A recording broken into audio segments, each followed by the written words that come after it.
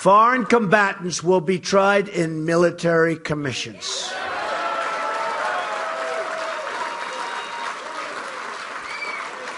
Finally, we will pursue aggressive criminal or immigration charges against anyone who lends material support to terrorism. There will be consequences for those people. There will be very serious consequences. Similar to the effort to take down the mafia, this will be the understood mission of every federal investigator and prosecutor in the country.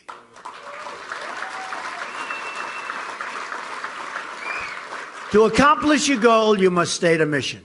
The support networks for radical Islam in this country will be stripped out and removed one by one, viciously if necessary. Viciously if necessary. Immigration officers will also have their powers restored. Those been taken away. Those who are guests in our country that are preaching hate will be asked to return home immediately, and if they don't do it, we will return them home.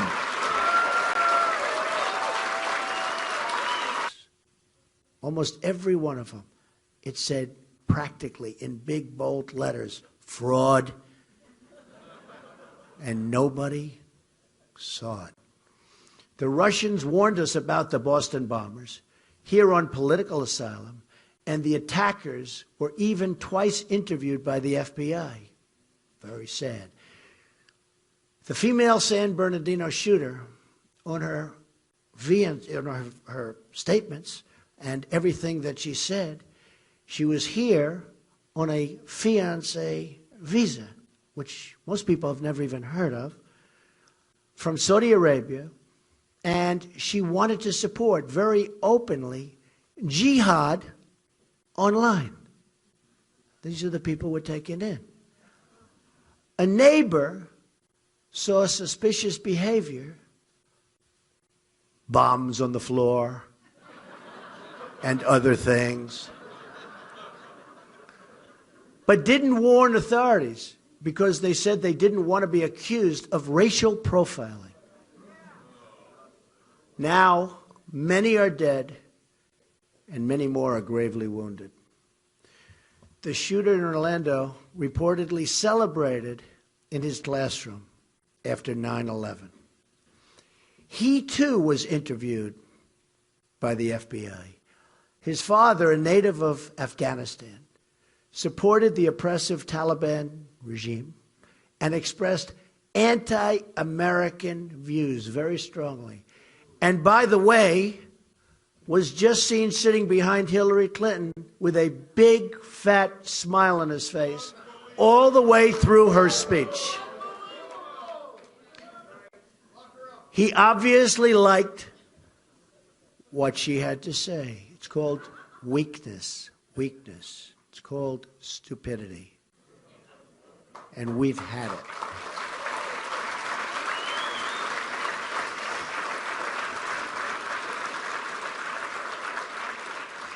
The Fort Hood shooter delivered a presentation to a room full of mental health experts before the attacks in which, according to CNN, ISIS made as much as $500 million in oil sales in 2014 alone. That's before they really got started.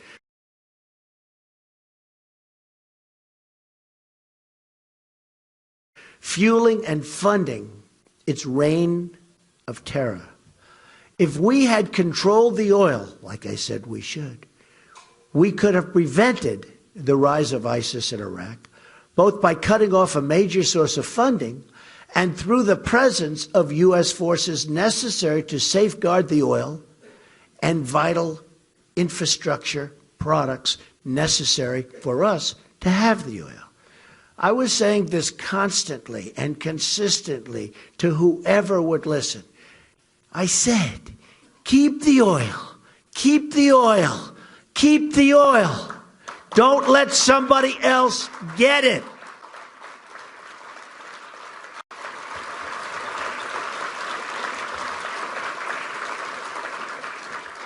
If they had listened to me then, we would have had the economic benefits of the oil, which I wanted to use to help take care of the wounded soldiers and families of those who died in the war.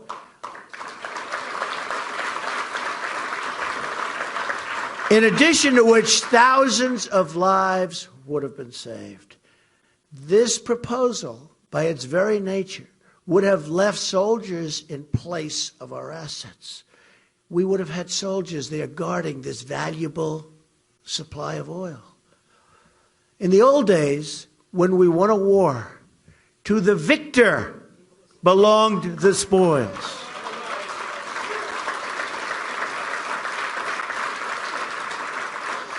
Instead, all we got from Iraq and our adventures in the Middle East was death, destruction, and tremendous financial loss.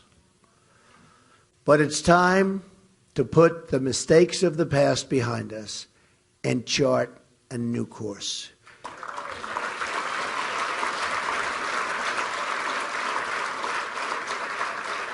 If I become president, the era of nation building will be brought to a very swift and decisive end.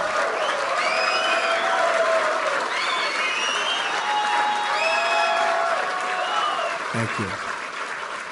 Our new approach, which must be shared by both parties in America, by our allies overseas, and by our friends in the Middle East, must be to halt the spread of radical Islam. All actions should be oriented around this goal, and any country which shares this goal will be our ally. Very important. Some don't share this goal. We cannot always choose our friends, but we can never fail to recognize our enemies.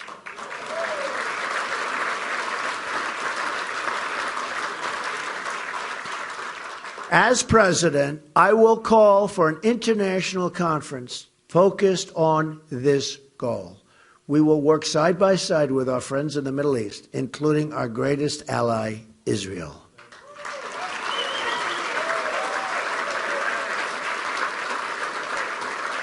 We will partner with King Abdullah